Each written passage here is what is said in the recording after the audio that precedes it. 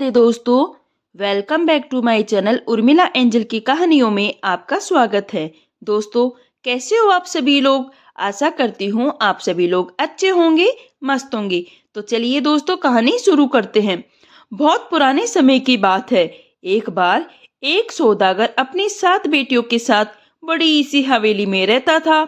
उसका कोई बेटा नहीं था और हवेली में हर प्रकार की सुख सुविधाएं मौजूद थी। सौदागर की बीवी ने जब सबसे छोटी बेटी को जन्म दिया तो वह भगवान को प्यारी हो गई थी। सौदागर ने दूसरा विवाह इसलिए नहीं किया कि कहीं उसकी दूसरी पत्नी उसकी बेटियों के साथ बुरा बर्ताव ना करे। सौदागर के परिवार में एक कुत्ता भी रहता था जिसका नाम शेरू था। शेरू सबसे छोटी बेटी मीना का लाडला था। मीना ने ही उसे पाला पोसा कर बड़ा किया। मीना उसे खिलाती, पिलाती और नहलाती और उससे ऐसे बातें करती थी जैसे वह कोई कुत्ता नहीं, एक इंसान हो। कुत्ता भी एक जिन था जो बड़ा ही खुश मिजाज, इंसानों से मोहब्बत करने वाला। वह दिल बदलने के लिए कुत्ते की शक्ल में सौदागर के घर में रहने लगा था। सौदागर सुबह भोजन करने के बाद शहर अपने दुकान पर चला जाता और शाम तक दुकान से अपने घर पर आ जाता। एक दिन की बात है। एक दिन सौदागर का पुराना मित्र उसे मिल गया जो पूरी तरह से आस्तिक था। उसने अपने मित्र से कहा, मित्र, अगर मैं तुम्हें चारों धाम की यात्रा करने को कहूँ तो क्या तुम चलोगे? सौदागर बोला, मैं तो चलने को तैयार हूँ, पर क्या करूँ, और चाहता भी हूँ कि मैं भी चलूं। कुछ दिन परमात्मा के चरणों में बिताऊं, पर घर पर मेरी 7 जवान बेटियां हैं। इतने दिन उन्हें अकेले छोड़ना मुझे ठीक नहीं लग रहा है। तब उसका मित्र बोला, तुम्हारी चिंता भी जायज है मित्र, लेकिन एक बार अपनी बच्चियों से सलाह मशुरा तो जरूर कर लेना। इतना बोलकर उसके मित्र ने उससे विदा ली और सौदागर अपनी हवेली आ गया। घर आकर उसने अपनी बेटियों को चारों धाम यात्रा वाली बात बताई और अपनी इच्छा और साथ में अपनी चिंता भी जाहिर कर दी। तब उसकी बेटियां बड़ी ही खुश हुई और अपने पिता से बोली, पिताजी, आप यात्रा पर जरूर जाइए। और कहा, हमारे साथ हमारा शेरू है जो हमारा ध्यान रखेगा। सौदागर भी अब जाने को तैयार हो गया।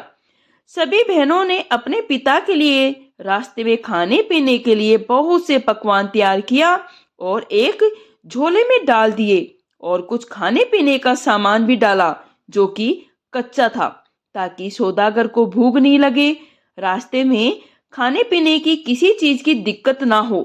सौदागर ने भी कई दिनों का जरूरी सामान, खाने पीने का सामान हवेली में रखवा दिया ताकि लड़कियों को हवेली से बाहर नहीं जाना पड़े।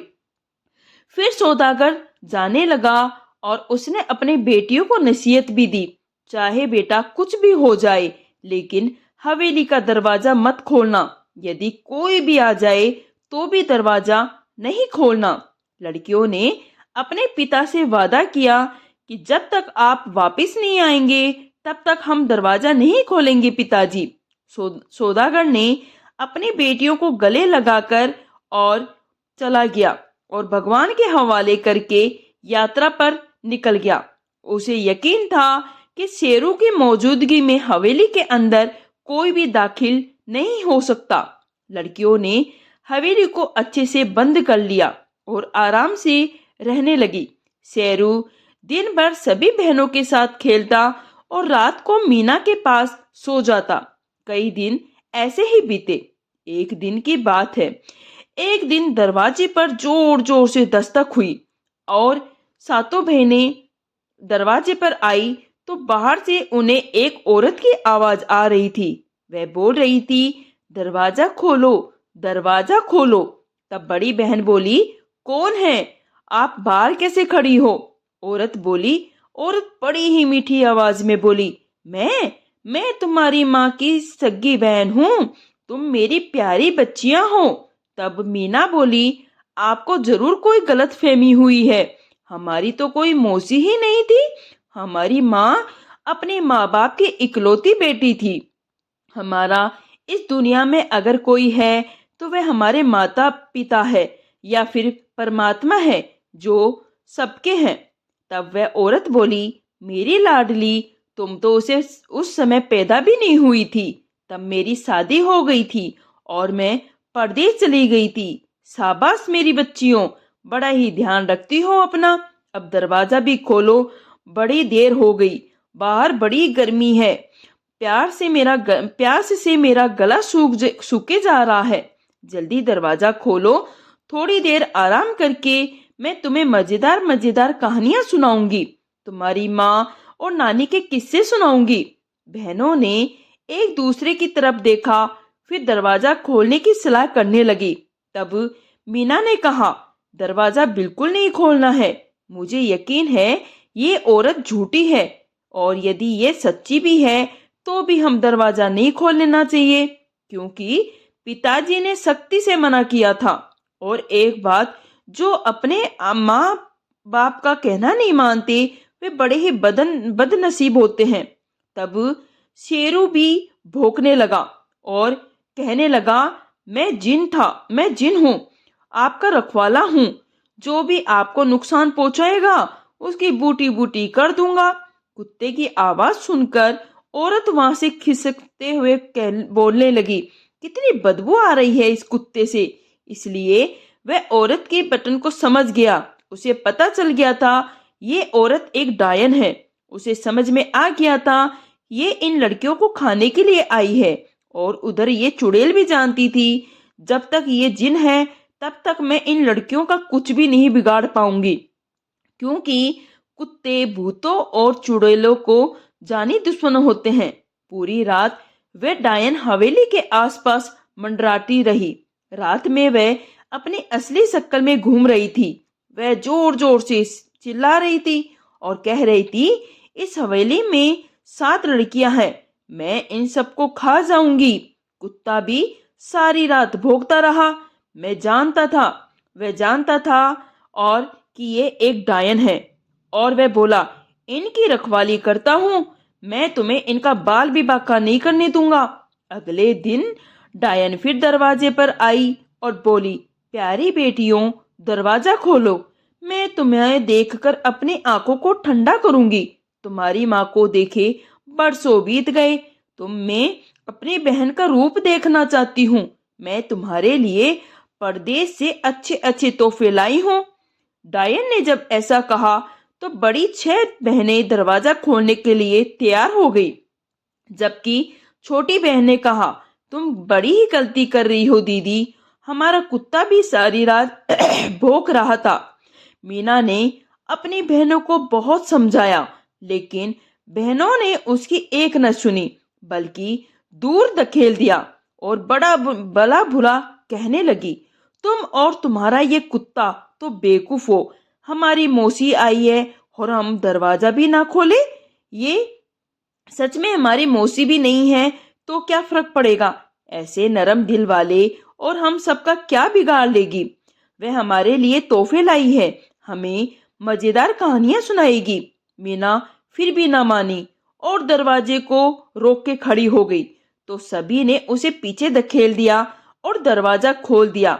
मौसी अंदर आ गई, लेकिन जिन को देखकर वह पीछे सिर करके खड़ी हो गई और कहने लगी, बोली, बेटा, इस कुत्ते की बदबू ने मेरा दिमाग खराब कर दिया है। तब तक इसे जान से नहीं मार डालोगी, मैं अंदर नहीं आ पाऊंगी।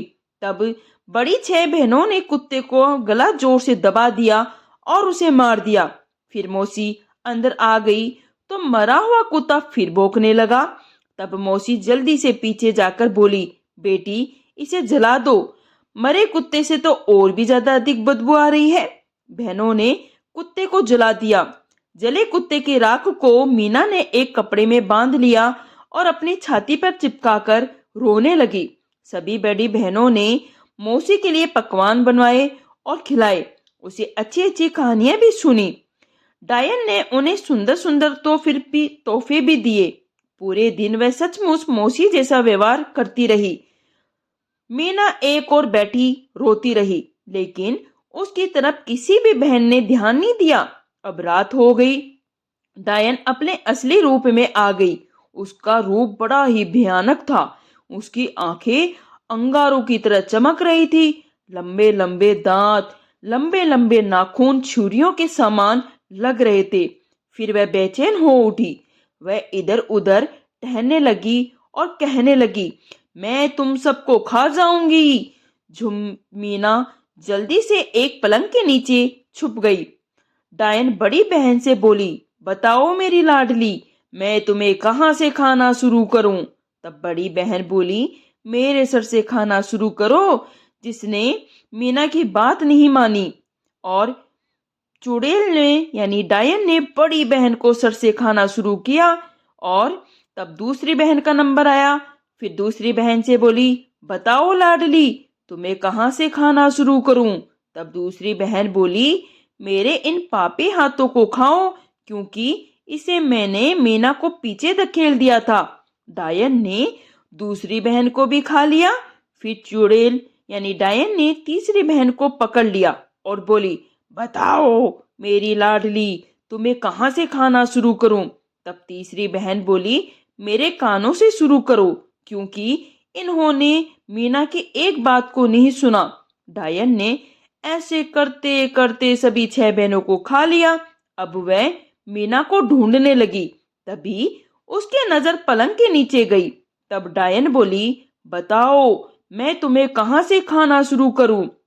मीना एक शब्द न बोली। उसने कुत्ते की अपनी पोटली चुड़ैल के मुंह पर दे मारी।